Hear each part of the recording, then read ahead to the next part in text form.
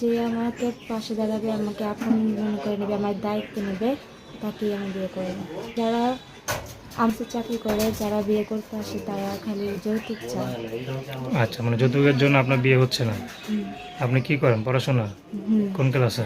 নাইনে। আসসালামু আলাইকুম দর্শক, আপনাদের প্রীতীয় শুভেচ্ছা জানিয়ে শুরু করছি আমাদের আজকের প্রতিবেদন। তো দর্শক, দেখতেই পাচ্ছেন আমাদের সামনে এক আপু দা বসে আছে।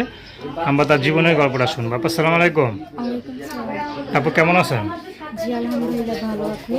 জি আলহামদুলিল্লাহ। আপনার নাম কি? আয়শা। বাহ, খুব সুন্দর নাম। তো আয়েশা আপা একবারে বোরকা পরে, মানে হিজাব টিজাব পরে একদম ক্যামেরার সামনে আসেন, কারণটা কি? কারণ হচ্ছে যে আমার জীবনে অনেক কষ্ট, আমি চাই যে একটা প্রিয় মানুষ চাই, জীবনে দরকার ওরকম। আচ্ছা, তো আপনার দেশের বাড়ি কোথায়? আমার দেশের বাড়ি ধামরাই। ধামরাই। তো ফ্যামিলিতে কে কে আছে? আমি আর আমার আম্মু, আর কেউ নেই। আচ্ছা, আপনি আর আপনার আম্মা আছেন। তো কি সব সময় পর্দা করেন নাকি? অবশ্যই বাইরে গেলে তো পর্দা করেই যাবে। সব সময় পর্দা করে চলাফেরা করেন। আচ্ছা, তো বিয়ে শাদী কি হয়েছে নাকি? আমাকে দেখে কি মনে হয় আপনার বিয়ে হয়েছে? না, আমি তো আর মুখটা দেখতে পাচ্ছি না। না, বিয়ে হয়নি। আচ্ছা, বয়স কত? বয়স 16। 16 বছর। আচ্ছা, তো বিয়ে শাদী তো মানে কাছে আসছে সময় নাকি? হ্যাঁ। তো এখন করবেন নাকি একটু বয়স গেলে করবেন? এখন যদি বিয়ে কেউ করতে চায় অবশ্যই করবো। আচ্ছা, তো বাবা আছে? না, আবার বিয়ে করে চলে গেছে। আর মা? আম্মু আছে। কি করে আম্মু? আমি গার্মেন্টসে চাকরি করি। আচ্ছা, আর আপনি আমি পড়াশোনা করি। কোন ক্লাসে পড়েন? নাইনে। 9-এ পড়েন। আচ্ছা, তো পড়াশোনা কি করার ইচ্ছা আছে?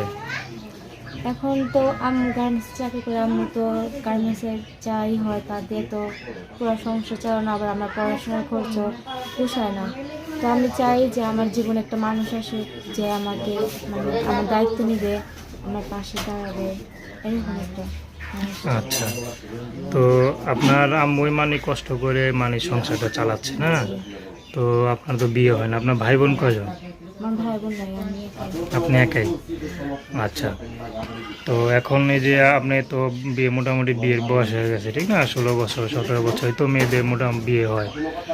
তো আপনার এরকম কোনো বিয়ের কোনো আসে নাই? পছন্দের মতো কোনো লোক আসে নাই? না, আসেনি। কখনো দেখতে আসে নাই কেউ? না, কারণ এখনকার সময় যৌতুক চাই, যৌতুক ছাড়া তো কেউ বিয়ে করে না। আচ্ছা, মানে আমি দেখতে আসছিল কিন্তু যৌতুক চায়। তো আপনাদের পক্ষে তো মনে হয় টাকা পয়সা দেওয়া সম্ভব না ঠিক না? তো যৌতুক হিসাবে কি কি দাবি করে আপনাদের কাছে?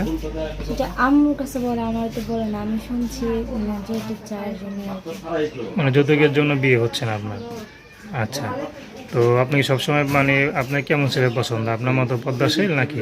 আছে না হ্যাঁ, অনেকে। যে নামাজ পড়বে, 5 ওয়াক্ত নামাজ না পড়তে পারবো কিন্তু পড়বে, তার কোনো খারাপ উদ্দেশ্য থাকবে না। আমি এখন একটু সমস্যা আছে, আমার পাশে দাঁড়াবে।